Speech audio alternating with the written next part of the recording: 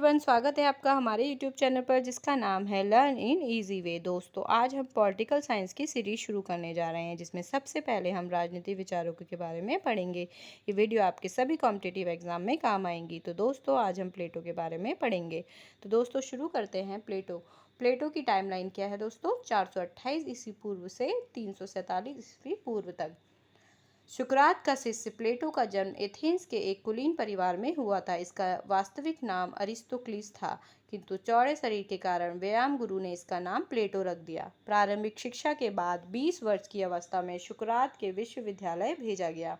कुलीन वर्ग में उत्पन्न होने के कारण उसकी स्वाभाविक इच्छा एथेंस में राजनीतिक जीवन अपनाने की थी, किंतु उसके प्रिय गुरु सुकरात को जब 399 ईस्वी पूर्व में मृत्युदंड मिला तो इस घटना का उसके जीवन पर ऐसा आघात लगा कि उसकी सारी योजनाएं परिवर्तित कर दी और दार्शनिक जीवन को उसने अपना लिया।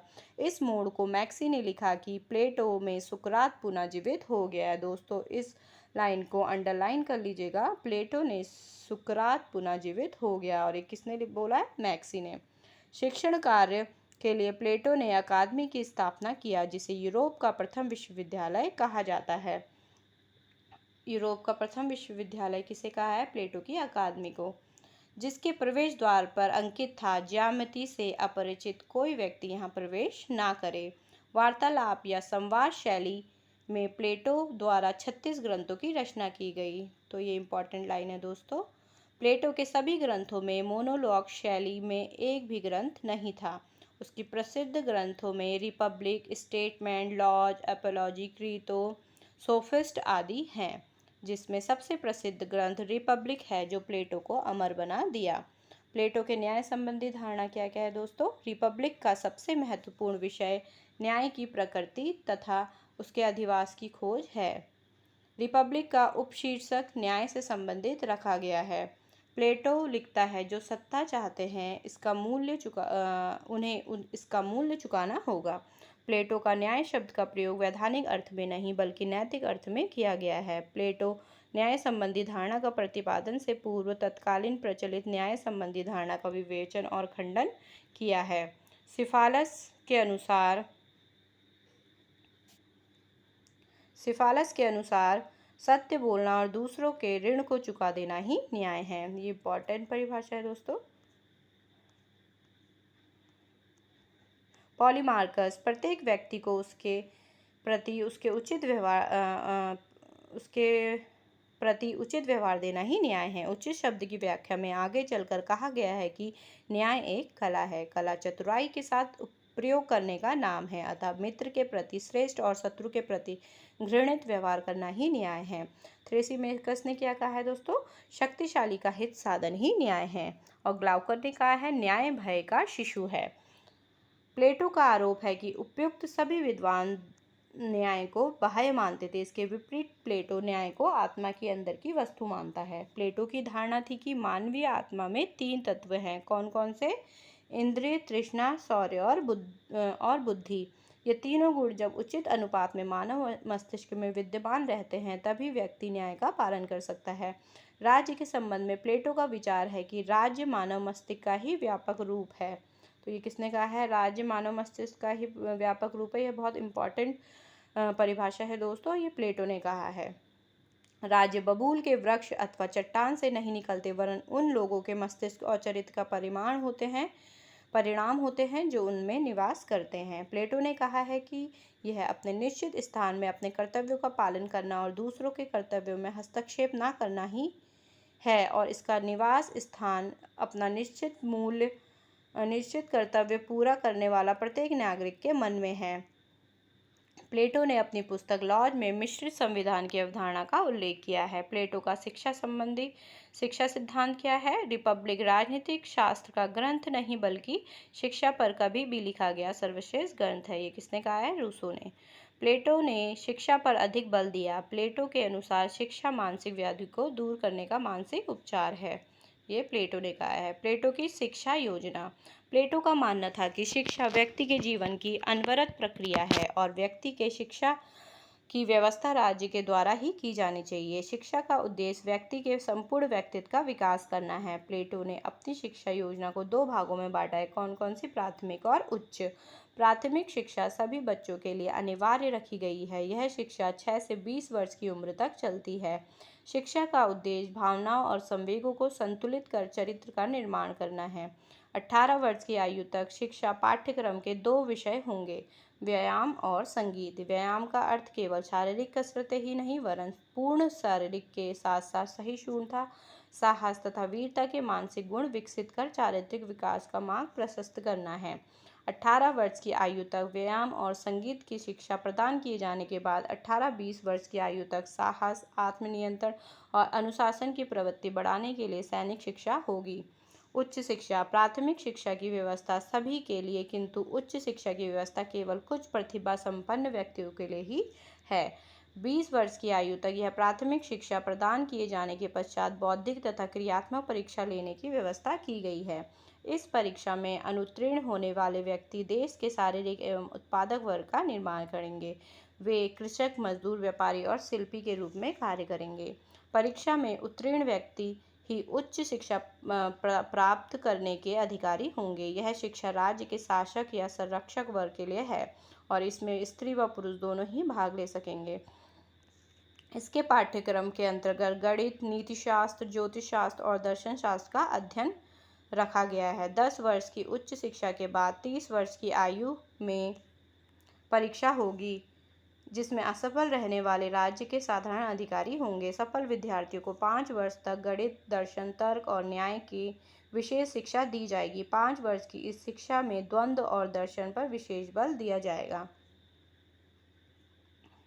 किंतु 35 वर्ष तक की यह शिक्षा पूर्ण ही, क्योंकि इसके अंतर्गत व्यक्तियों को सांसारिक स्थिति का व्यवहारिक अनुभव नहीं होगा। अतः प्लेटो ने इसके लिए अगले 15 वर्ष तक व्यवहारिक शिक्षा प्राप्त करने की व्यवस्था की है।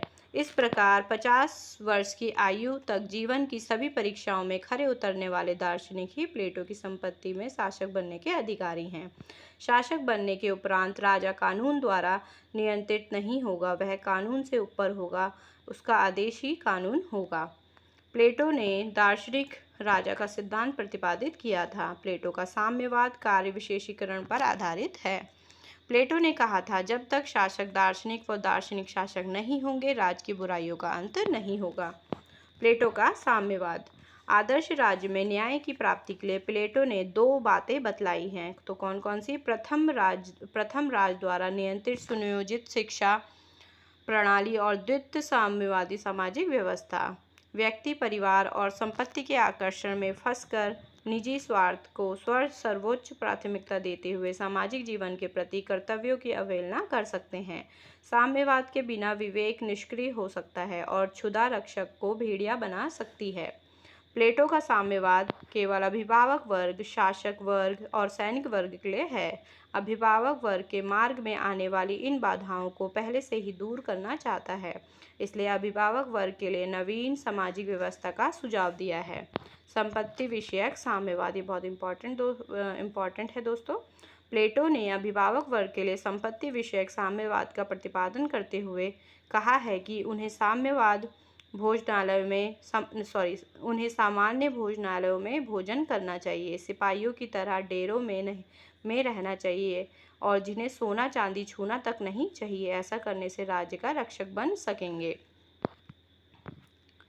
हमारा अगला वो है टॉपिक, संपत्ति विषयक साम्यवाद की विशेषताएं। यह व्यवस्था केवल अभिभावक वर्ग के लिए है। प्लेटो का साम्यवाद भोग नहीं, त्याग का मार्ग है। इसका उद्देश्य राजनीतिक है, आर्थिक नहीं।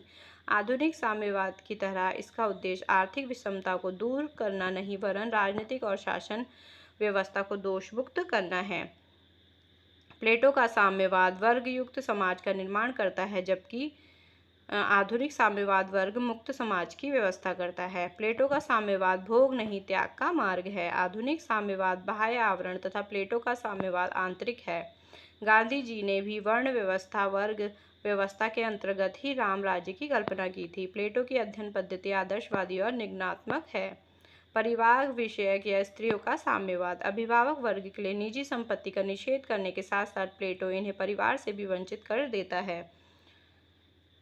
प्लेटो का विचार है कि अभिभावक वर्ग कुशलतापूर्वक अपने कर्तव्यों का पालन कर सके, इसके लिए उन्हें संपत्ति के मोह के साथ परिवार और स्त्रियों के मोह से भी मुक्त किया जाना चाहिए। प्लेटो ने अपनी इस योजना के पक्ष में निम्नलिखित युक्तियां दी है।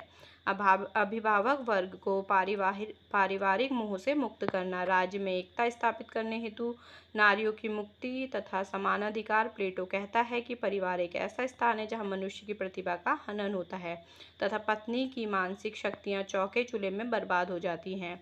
श्रेष्ठ संतति की प्राप्ति श्रेष्ठ नर और श्रेष्ठ मादा के संसर्ग द्वारा, जिसमें मानव नस्ल को सुधारा जा सके।